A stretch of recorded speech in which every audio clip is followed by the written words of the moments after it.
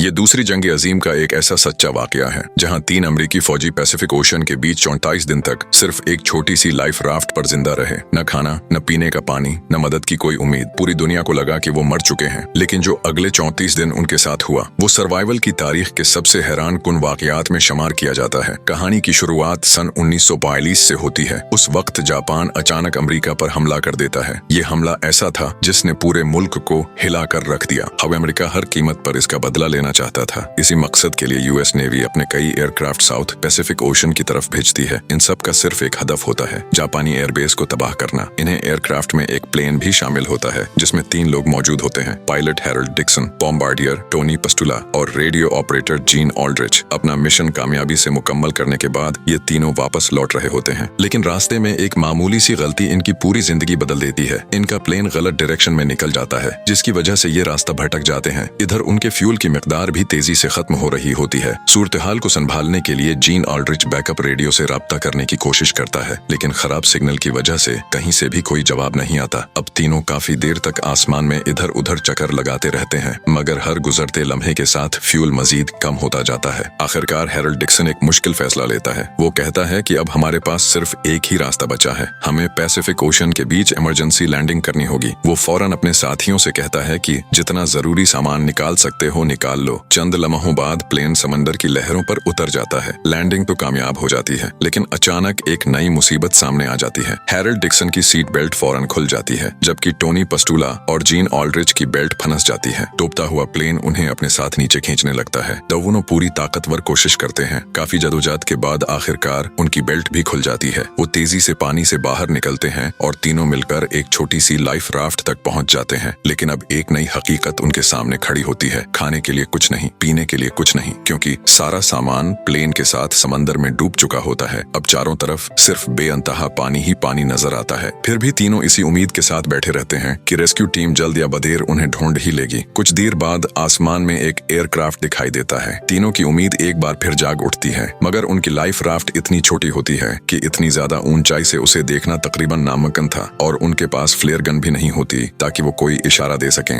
नतीजा ये निकलता है कि रेस्क्यू एयरक्राफ्ट उन्हें देख ही नहीं पाता और सीधा आगे निकल जाता है। एयरक्राफ्ट के गायब होते ही हैरोल्ड डिक्सन मायूसी से कहता है कि शायद यही हमारा आखिरी मौका था, लेकिन टोनी पस्टुला फौरन जवाब देता है कि वो हमें इस विशाल समंदर में ऐसे नहीं छोड़ सकते, वो जरूर वापस आएंगे। इस पर हैरोल्ड डिक्सन खामोशी से कहता है कि रेस्क्यू टीम एक ही जगह बार बार तलाश नहीं करती, अब हमें अपनी बचने की लड़ाई खुद लड़नी होगी। तीनों में सबसे ज्यादा तजर्बा हैरोल्ड डिक्सन के पास होता है। वो सबको समझाता है कि हम इस समंदर में फंस चुके हैं और ये सफर बहुत लंबा होने वाला है, इसीलिए वो सबसे पहले कहता है कि अपने जूते उतार दो। तीनों अपने जूते निकाल लेते हैं, लेकिन लाइफ राफ्ट इतनी छोटी होती है कि उसमें फालतू सामान रखने की बिल्कुल जगह नहीं बचती। इसलिए हैरोल्ड डिक्सन कहता है कि अब ये जूते समंदर में फेंकने होंगे। टोनी पस्टुला और जीन ऑल्ड्रिच बगैर कुछ कहे अपने जूते पानी में फेंक देते हैं, लेकिन हैरोल्ड डिक्सन अपना जूता समंदर में नहीं फेंकता। ये देखकर जीन ऑल्ड्रिच हैरानी से पूछता है कि तुमने अपना जूता क्यों रख लिया? हैरोल्ड डिक्सन जवाब देता है कि अगर हमें कहीं जमीन मिल गई तो ये जूता हम तीनों में से किसी एक की जान बचा सकता है। इसी तरह उनका पहला दिन बगैर खाने और बगैर पानी के समंदर में गुजर जाता है। सबसे बड़ी मुश्किल ये होती है कि लाइफ राफ्ट इतनी छोटी थी कि तीनों एक साथ लेट भी नहीं सकते थे। इसी वजह से वो बारी बारी आराम करते हैं। रात होते ही हैरोल्ड डिक्सन अचानक पूछता है कि किसी को पानी पीना है। ये सुनकर टोनी पस्टुला और जीन ऑल्ड्रिच हैरान रह जाते हैं। उन्हें समझ नहीं आती कि पानी आया कहाँ से। अगले ही लम्हे हैरोल्ड डिक्सन अपना जूता उठाता है, उसमें पेशाब करता है और उसे पी लेता है, क्योंकि वो जानता था कि इस विशाल समंदर में ताज़ा पानी मिलना तकरीबन नामुमकिन था। दूसरे दिन सुबह तीनों अपने हालात का अंदाजा लगाते हैं। उनके हिसाब से हवाई लगभग 1900 मील दूर था, जबकि साउथ अमेरिका 4000 मील से भी ज्यादा फासले पर था। हैरोल्ड डिक्सन एक तजर्बाकार पायलट था, उसे समतों का बेहतरीन अंदाजा था। वो कहता है कि अगर हुआ ऐसे ही हमारा साथ देती रही तो शायद चंद हफ्तों में हम किसी जमीन तक पहुंच जाएं। ये बात सुनकर टोनी पस्टुला की बेचैनी बढ़ जाती है। वो कहता है कि अगर हम इतने दिन इस समंदर में रहे तो जमीन तक पहुंचने से पहले ही भूख और प्यास हमें मार देगी। तभी जीन ऑल्ड्रिच कहता है कि समंदर मछलियों से भरा पड़ा है, अगर हम एक भी मछली पकड़ लें तो जिंदा रहने की उम्मीद बन सकती है। अब वो अपने बचे हुए सामान को देखते हैं। उन्हें एक मैगजीन की स्प्रिंग मिलती है।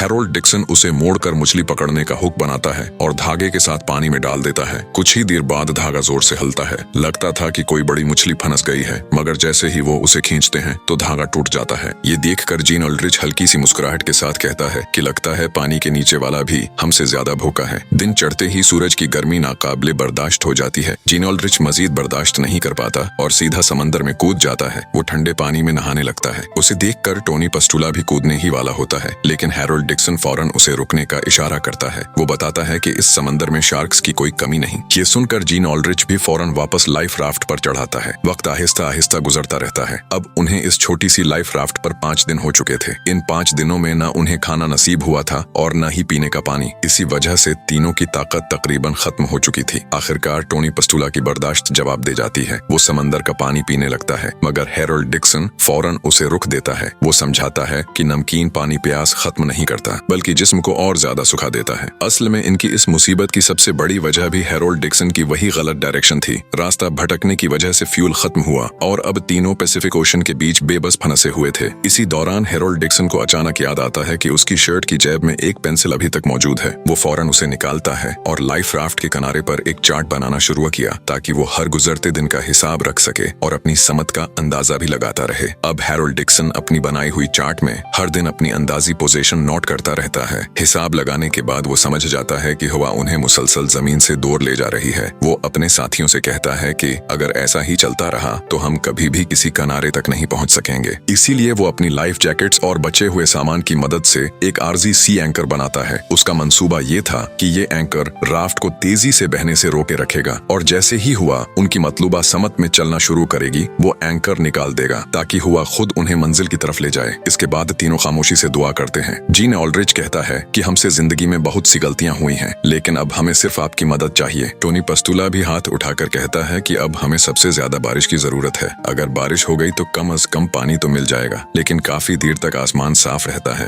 रात होती है और तीनों थकन से सो जाते हैं। फिर अचानक बादल बरसना शुरू हो जाते हैं। तीनों फौरन जाग जाते हैं और जितना पानी जमा कर सकते थे करने लगते हैं। समंदर में फंसने के बाद ये पहली बार था कि उन्होंने ताजा पानी पिया था। इस पानी ने उनके कमजोर जिस्मों में दोबारा जान डाल दी। अब उन्हें पहली बार बचने की उम्मीद महसूस होने लगती है। अगले दिन जीन ऑल्ड्रिच एक बार फिर मछली पकड़ने की कोशिश करता है। हैरोल्ड डिक्सन मुस्कुराकर कहता है कि मैंने आज तक तुमसे ज्यादा सब्र वाला शिकारी नहीं देखा। काफी वक्त गुजर जाता है मगर हुक में कुछ नहीं फंसता। इसी दौरान जीन ऑल्ड्रिच की नजर अपनी लाइफ राफ्ट के नीचे तीरती हुई एक मछली पर पड़ती है। वो फौरन जेब से नाइफ निकाल लेता है। हैरोल्ड डिक्सन उसे रुकने को कहता है, क्योंकि अगर नाइफ राफ्ट में लग गया तो उसमें सुराख हो जाएगा। लेकिन जीन ऑल्ड्रिच जोखिम लेने का फैसला करता है। वो पूरी ताकत से पानी में वार करता है। एक लम्हे के लिए सबको लगता है कि नाइफ राफ्ट में लग गया है। खुद जीन ऑल्ड्रिच भी घबरा जाता है, मगर अगले ही लम्हे पता चलता है कि नाइफ सीधा मछली में लगा था। वो फौरन उसे बाहर खींच लेता है और तीनों मिलकर उसे मार देते हैं। तकरीबन 1 हफ्ते की भौक के बाद ये उनका पहला खाना होता है। तीनों खुशी से भर जाते हैं। उनकी हिम्मत भी पहले से काफी बढ़ जाती है। मछली खाने के बाद माहौल थोड़ा हल्का हो जाता है।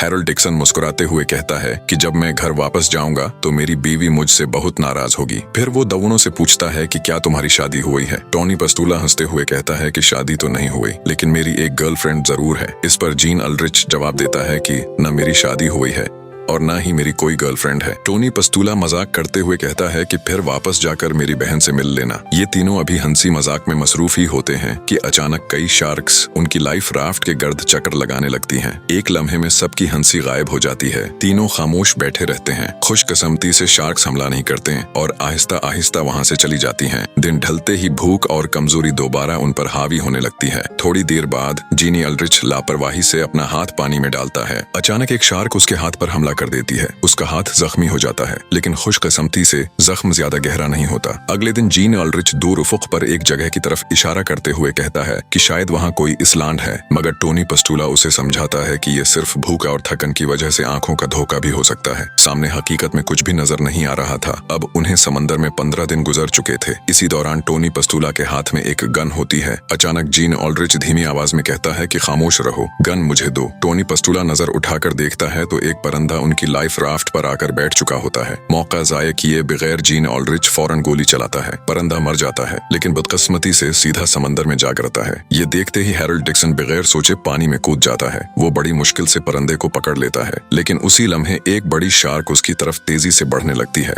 हैरोल्ड डिक्सन पूरी ताकत लगाकर वापस लाइफ राफ्ट तक पहुंचता है। वो जैसे ही ऊपर चढ़ता है वैसे ही शार्क नीचे से गुजर जाती है। चंद सेकंड की ये दौड़ उनकी जिंदगी का सबसे खौफजदा लम्हा बन जाती है। इस तरह 10-15 दिनों के बाद उन्हें दोबारा खाना नसीब होता है, लेकिन इतना लंबा वक्त समंदर में गुजारने की वजह से उनके जिस्म के साथ साथ दिमाग भी जवाब देने लगता है। देखते ही देखते 20 दिन गुजर जाते हैं। इन 20 दिनों में उनकी जिंदगी सिर्फ उम्मीद के सहारे चल रही होती है। इसी दौरान हैरोल्ड डिक्सन लाइफ राफ्ट पर बनाया हुआ अपना नक्शा देखता है और कहता है कि अब यही वाहिद मैप हमें घर वापस ले जा सकता है। फिर उसके जहन में एक नया ख्याल आता है। वो अपना जूता उठाकर उसे एक आरिजी पैडल बना लेता है ताकि जब भी सही समत की हवा चले तो वो राफ्ट का रुख अपनी मंजिल की तरफ मोड़ सके। हौसला बढ़ाने के लिए टोनी पस्टुला मुस्कुराकर कहता है कि जो सबसे पहले इसलैंड देखेगा बाकी दोनों उसे डिनर खिलाएंगे। ये बात सुनकर सब हंस तो देते हैं, मगर वो जानते थे कि उनका सफर अभी बहुत लंबा था। दिन गुजरते रहते हैं और अब 30 दिन हो चुके थे। भूख और प्यास ने उनकी सारी ताकत छीन ली थी। हालत ये हो गई थी कि तीनों के पास बात करने की भी हिम्मत नहीं बची थी। उसी रात एक बार फिर बारिश शुरू हो जाती है। तीनों जितना हो सकता है पानी जमा करते हैं, लेकिन खुशी ज्यादा देर कायम नहीं रहती, क्योंकि चंद लम्हों बाद एक जबरदस्त तूफान आ जाता है। तेज लहरें उनकी लाइफ राफ्ट को उलट देती हैं। खुशकिस्मती से तीनों समंदर में नहीं बहते। वो बड़ी मुश्किल से उल्टी हुई लाइफ राफ्ट को सीधा करते हैं और पूरी ताकत लगाकर दोबारा उस पर चढ़ जाते हैं। अगली सुबह तीनों की हिम्मत तकरीबन खत्म हो चुकी होती है। वो लाइफ राफ्ट पर ऐसे पड़े होते हैं जैसे जिंदा लाशें हों। हैरोल्ड डिक्सन अपनी बीवी को याद करके खामोशी से आंसू बहाता है। दूसरी तरफ जीन ऑल्ड्रिच को अपने सामने टोनी पस्टुला की बहन का चेहरा नजर आने लगता है। हालांकि उसने उसे कभी देखा भी नहीं था। ये सिर्फ भूख और कमजोरी की वजह से उसके दिमाग का वहम था। जीन ऑल्ड्रिच धीमी आवाज में कहता है कि मुझे तुम्हारी बहन नजर आ रही है, लगता है मैं उससे मोहब्बत कर बैठा हूँ। टोनी पस्टुला कमजोर सी मुस्कुराहट के साथ जवाब देता है कि हाँ, तुम दोनों वाकई अच्छे कपल लगोगे। इसके बाद हैरोल्ड डिक्सन अफसोस से कहता है कि मुझे दुख है कि तुम लोग मेरी वजह से इस मुसीबत में फंस गए। शायद अब हम बच न सकें। लेकिन अगले ही लम्हे वो खुद को संभालता है। वो दोबारा अपना आरिजी पैडल उठाता है और पूरी ताकत से राफ्ट को चलाना शुरू कर देता है। ये देखकर टोनी पस्टुला और जीन ऑल्ड्रिच भी हिम्मत जमा करते हैं और उसका साथ देने लगते हैं। 34वें दिन तीनों की हालत लाशों जैसी हो चुकी थी। टोनी पस्टुला आहिस्ता से कहता है कि मैंने ख्वाब में एक हरे भरे खेत को देखा था। हैरोल्ड डिक्सन जवाब देता है कि मैं भी यही ख्वाब 2 बार देख चुका हूँ। थोड़ी देर बाद जीन ऑल्ड्रिच कमजोर सी नजर से समंदर की तरफ देखता है। अचानक वो जोर से चिल्लाता है कि मुझे सामने कुछ हरा नजर आ रहा है, शायद वो कोई इसलैंड है। ये सुनकर हैरोल्ड डिक्सन और टोनी पस्टुला भी फौरन सामने देखते हैं। इस बार ये कोई वहम नहीं था,